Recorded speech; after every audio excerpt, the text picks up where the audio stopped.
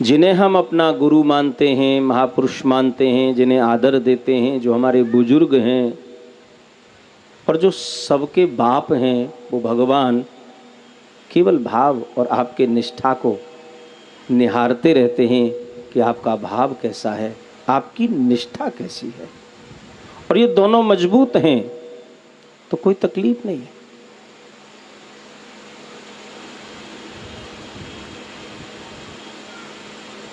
किसी गुरुकुल में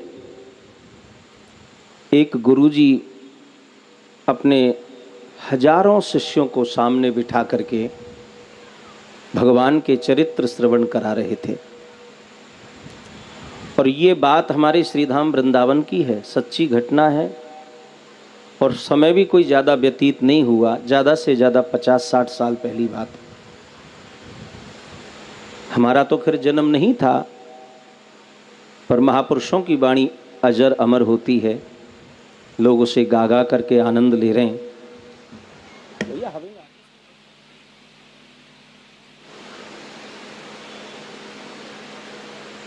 तो वृंदावन के गुरुकुल में एक गुरुजी अपने हजारों शिष्यों को भगवान के चरित्र, भगवान की लीला श्रवण करा रहे थे। ध्यान दीजिए, ये सच्ची घटना है, बड़े आनंद और बड़े भाव से सुनने की चीज है। तो गुरुजी वर्णन कर रहे थे कि भगवान श्री कृष्ण आज भी भांडीर वन में गौ चराने आते हैं।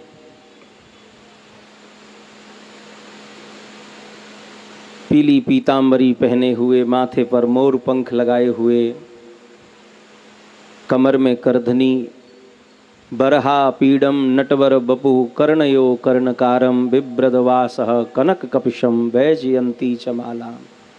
भगवान के रूप सौंदर्य का वर्णन कर रहे हैं। और वो नित्य गौ चराने भांडीर वन में आते हैं। भांडीर वन शायद आपने नहीं देखा होगा, और जिन्होंने देखा हो भगवान की कृपा। ये भांडीर वन वह जगह है जहाँ किशोरी श्री राधा और ठाकुर श्री बांके बिहारी जी का विधिवत ब्रह्मा जी के द्वारा विवाह संपन्न हुआ है। लोग कहते हैं कि भगवान ने राधा रानी से प्रेम किया, विवाह रुक्मिणी से किया। नहीं नहीं, राधा रानी से भी विवाह किया है। रुक्मिणी से तो स्वयंवर किया, विवाह तो राधा रानी के साथ ही हुआ है। और जितने भी भगवान की रानी पटरानी है, इन सब के साथ स्वयंवर रचाया। लेकिन विधिवत जो विवाह होता है वो राधा रानी से हुआ है। जब ठाकुर जी लीला संपन्न कर जाने की तैयारी करने लगे तो किशोरी श्री राधा से भगवान ने कहा कि मैं जाऊंगा और मेरे जाने के बाद हमारे प्रेम को लोग बदनाम करेंगे, और ये मैं नहीं चाहता। इसलिए हमारा और आपका विवाह होना अनिवार्य है। वैसे विवाह के लिए दो चाहिए, पर यहाँ तो दो है ही नहीं।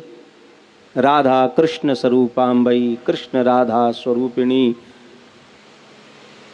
भगवान श्री कृष्ण ही स्वयं राधा हैं और श्री राधा रानी ही भगवान श्री कृष्ण हैं। आप ऐसे समझ लो जैसे जब आप दर्पण देखते हो तो दर्पण में आपका ही मुख दिखाई देता है, जबकि दर्पण में जो दिख रहा है वो कोई और नहीं है, वो आप ही हैं। ये विषय बहुत लंबा है। तो भांडीर वन में आज भी ठाकुर जी नित्य गौचारण के लिए आते हैं। जमुना जी के किनारे माट गांव पड़ता है, कस्बा है, माट तहसील है अब तो, जहाँ मान सरोवर है। मान सरोवर से आगे बेलवन, जहाँ लक्ष्मी जी आज भी प्रतीक्षा में हैं कि मुझे वृंदावन में प्रवेश मिले। लक्ष्मी को वृंदावन में प्रवेश नहीं है। बेलवन से आगे भांडीर वन है, माट और नौजील वाले रोड पर। वहीं पर बंसी बट है, जहाँ पर ठाकुर जी बंसी बजा करके अपने दूर दूर तक जो चरते चरते गाय पहुंच जाती उनको बुलाते थे। लाखों हजारों लोग इस सत्संग को सुन रहे हैं। ध्यान मग्न होकर के सुन रहे हैं। उन हजारों श्रोताओं के सबसे पीछे गुरुजी की गौशाला का एक ग्वारिया सबसे पीछे बैठा है, वो भी सुन रहा है। उसका नाम है भौंदू। क्या नाम है? भौंदू। भौंदू किसको बोलते हैं बताओ, आपकी भाषा में बताओ, भौंदू किसको बोलते हैं? हमारे ब्रज में भौंदू बहुत ही सरल और भोले आदमी को बोलते हैं। ये तो भौंदू है यार, जो सरल है, जो सहज है। उसने आज, कथा तो वो रोज सुनता है गुरुजी की जब भी सत्संग होता है, लेकिन आज ये बात पहली बार सुनी।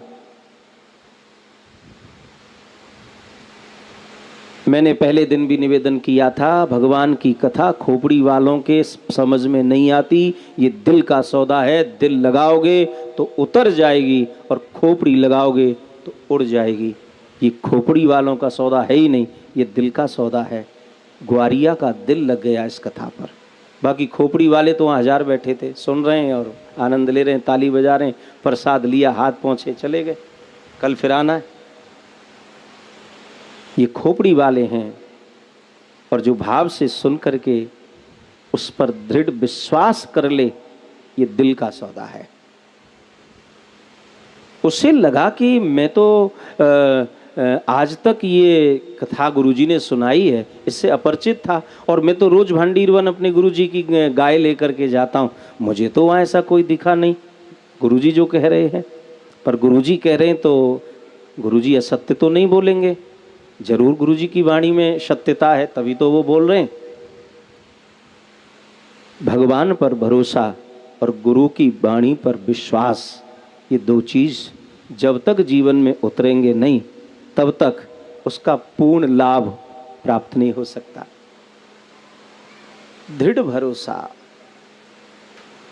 5वीं भक्ति है, नवदा भक्ति का उपदेश देते देते गोस्वामी तुलसीदास जी ने भक्ति का उपदेश तो दिया ही है, साथ में शर्त लगाई है। भक्ति को लोग कहते हैं बड़ी सरल है, सहज है, सरल नहीं है, स्वतंत्र है, बंधन नहीं है भक्ति में। लेकिन भक्ति सबसे कठिन, भक्ति करना सबके बस की बात नहीं। घर फूंकना पड़ता है, सब कुछ लुटाना पड़ता है, तब भक्ति होती है महाराज।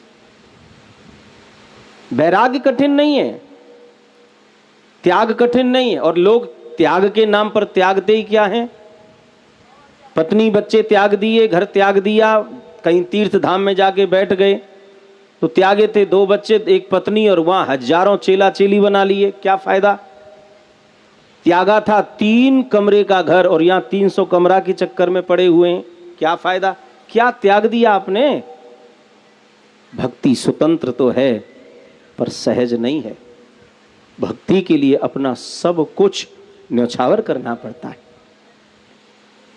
तो वो शिष्य कह रहा है कि मुझे तो कभी भगवान वहां मिले नहीं ठाकुर जी, मैं तो रोज गऊ चराने जाता हूं। पर मन में विचार किया गुरुजी झूठ नहीं कहते, गुरुजी सत्य बोल रहे हैं। हो सकता है मुझे न मिले हो, या मैंने कभी उन्हें देखने का प्रयास नहीं किया हो। कल मैं जरूर ठाकुर जी को देखूंगा। दूसरे दिन वो गया गऊ चराने के लिए, गऊ चरने लगी और वह यत्र तत्र सर्वत्र उसकी आंखें ठाकुर जी को ढूंढने लगी। इधर से आएंगे कि इधर से आएंगे, कि सामने से आएंगे कि इधर से आएंगे, कहीं पीछे से ना आ जाएं। वो चक्कर काट रहा है और उसकी आंखें ठाकुर जी को ढूंढ रही हैं। शाम हो गई साहब से, तो क्या देखा उसने? असंख्य गायों का एक विशाल समूह सामने से आ रहा है, और उस समूह के मध्य में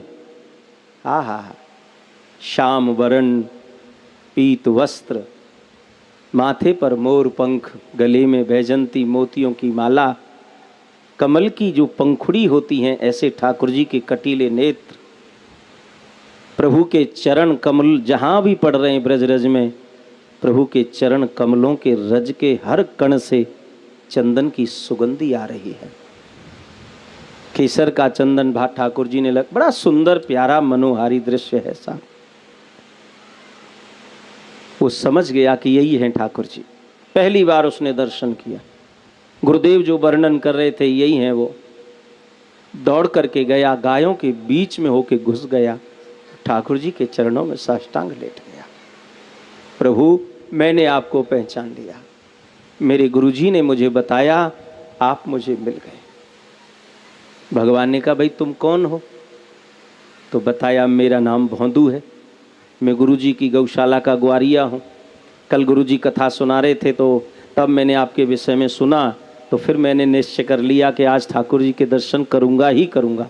अब मुझे तो ये भी नहीं पता मेरी गाय किधर चली गई, बस मैं आपका इंतजार कर रहा था, आप मिल गए, मैं धन्य हो गया। ठाकुर जी ने कहा, ये बातचीत ही करते रहोगे, कछु खाए आए को है कहना है भैया, सुबह से शाम है गई, मोकू भी भूख लगी है, कुछ हो तो खिला यार। बौद्धू ने कहा, देखो महाराज बात ऐसी है, आज मैं आपकी खोज में, आपकी तलाश में, मैं अपनी भूख भूल गया, बाकी मेरे पास है खाने की वस्तु, मैं 2 रोटी रोज लेके आता हूँ गुरु जी के आश्रम से। एक काम करो, ये भोग लगाओ आप। उसने साहब अपने कपड़े की पोटली खोली और उसमें से रोटी निकाली, रोटी और गुड़, और ठाकुर जी को दे दिया। ठाकुर जी ने दोनों रोटी खा ली। भौंदू ने कहा, महाराज हमारे लिए कछु छोड़ देते। ठाकुर जी बोले, हमें इतनी भूख लगी, हमें ध्यान ही नहीं रहा। एक काम करना भौंदू, कल से ना ज्यादा भोजन लेके आना, हमें भूख बहुत लगती है। उसने कहा, ठीक है कोई बात नहीं, आप रोज तो आओगे ना, रोज मिलोगे? बोले, पक्का मिलेंगे, हमारी तुम्हारी यारी हो गई, दोस्ती हो गई अब तो। वो बड़ा प्रसन्न हुआ आज, उसे गुरु की कृपा से ठाकुर जी मिल गए। अपनी गायों को उसने टेरा, ठाकुर जी अपनी गायों को लेके चले गए, वो अपनी गायों को लेके चला गया आश्रम। उसने किसी से इस विषय में जिक्र नहीं किया। जो भक्त होते हैं भगवान के, वो चर्चा नहीं करते, वो जितना हो सकता है वो गंभीर रहते हैं, मौन रहते हैं। और जो खामाखा बकबक करते हैं, छोटी सी बात को बहुत लंबा चौड़ा बना करके बोलते हैं, ये भक्त की निशानी नहीं है। भक्त की निशानी तो मौन है, शांत। उसने किसी से कुछ नहीं कहा। नहीं तो कोई हम जैसा हो तो महाराज हल्ला मचा दे, तो अरे ठाकुर जी के दर्शन करे आज हमने, सबको बताता। सुबह हुआ, दूसरे दिन की तैयारी गौ चराने की। भंडार में गया, भंडारी से बोला, आज हमारे लिए ना भोजन डबल देना। भंडारी ने कहा, क्यों? अरे भूख लगती है। उसने ये नहीं बताया कि ठाकुर जी आते। उसने डबल भोजन लिया, गुड़ रख लिया, थोड़ा अचार रख लिया, और जो भी रसोई में बना, सब्जी और रोटी चपाती सब ले करके भंडारी तुरंत गया। वहां से निकल करके गुरु जी के पास, गुरु जी आज भौंदू जो है डबल भोजन लेकर के जा रहा है, और दिन रोज 2 रोटी ले जाता था, आज ये 4 रोटी लेके जा रहा है। गुरुजी ने कहा, खुराक बढ़ गई होगी इसकी, बड़ा बड़ा खाता रहता, काम है ही क्या इसमें, लेकिन उसको बुलाओ। तो बुलाया गया। गुरुजी ने पूछा, क्या बात है भाई, खुराक बढ़ गई क्या? आज डबल भोजन लिया तूने भंडार से?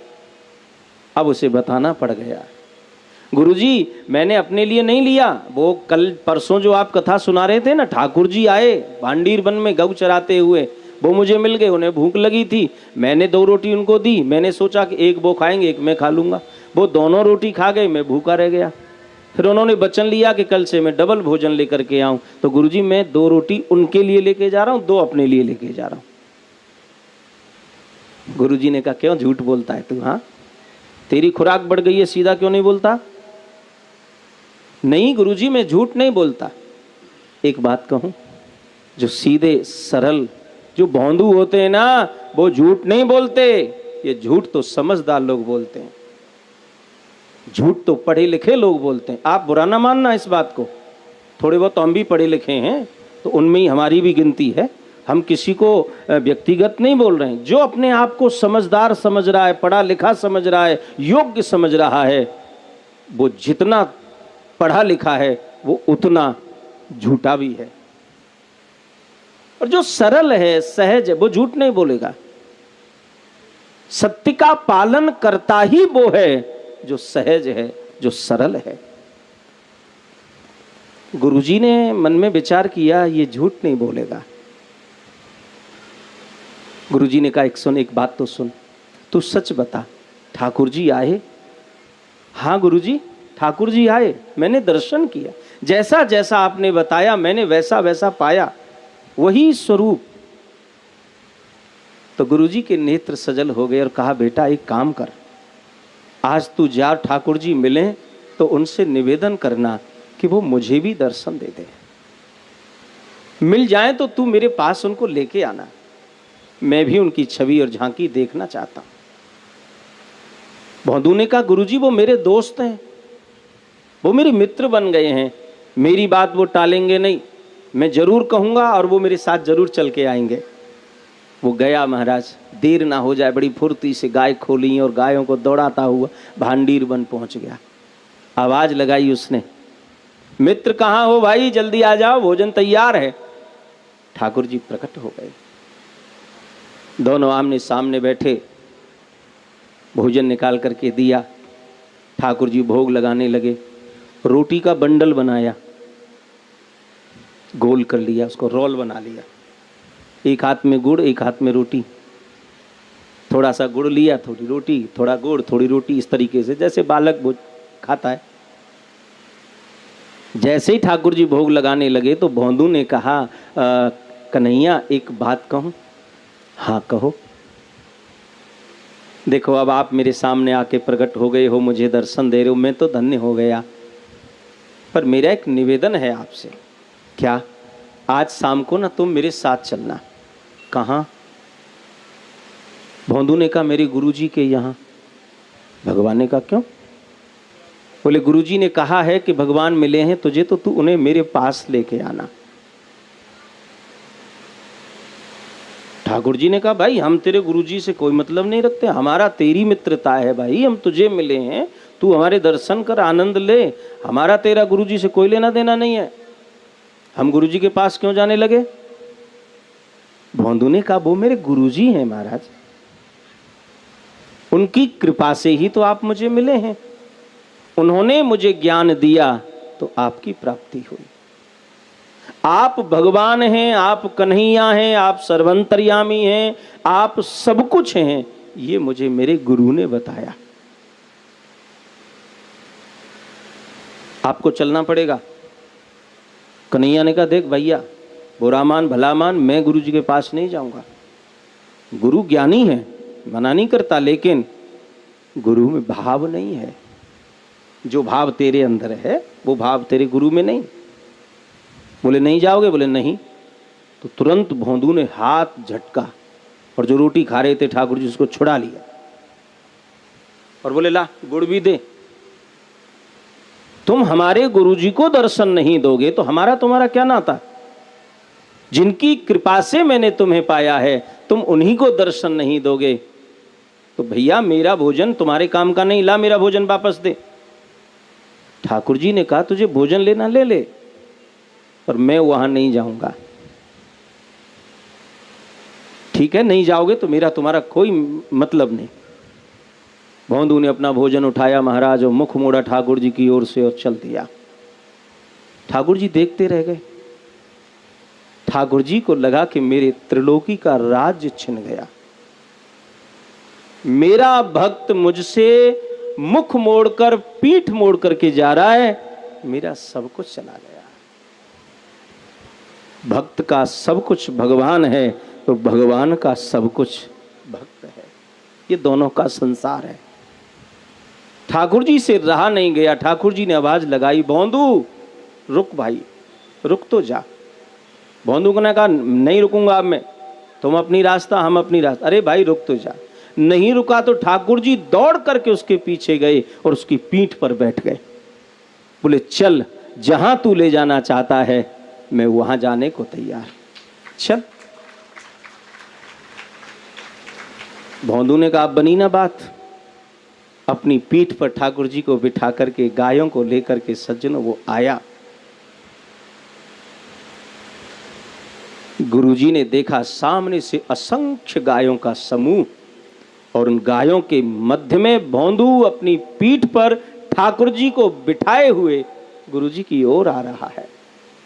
यह दर्शन जब गुरु जी ने किए तो गुरुदेव ये देख करके सज्जनों मूर्छित हो गए। थोड़ी देर बाद जब मूर्छा जगी, उठ करके दौड़े, गुरुजी ने भगवान को नहीं अपने शिष्य भोंदू के चरणों में प्रणाम किया। अरे भोंदू तू धन्य है, आज तेरी कृपा से मुझे गोपाल के दर्शन हो गए।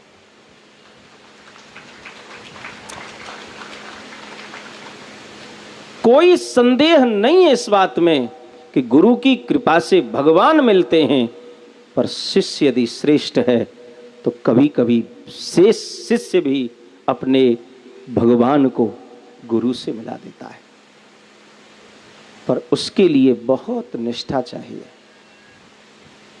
ठाकुर जी पर विश्वास, गुरु के वचनों पर निष्ठा, तब तो बात बनेगी महाराज। तो सरलता, सहजता, ठाकुर जी सरलता और सहजता पर रीझते। कथा का यही सार है, जीवन में सरल बनिए, सहज बनिए, कामकाज करिए, संसार के हर कर्तव्य का पालन करिए, पर स्वभाव में सरल बनिए, सहज बनिए। आत्म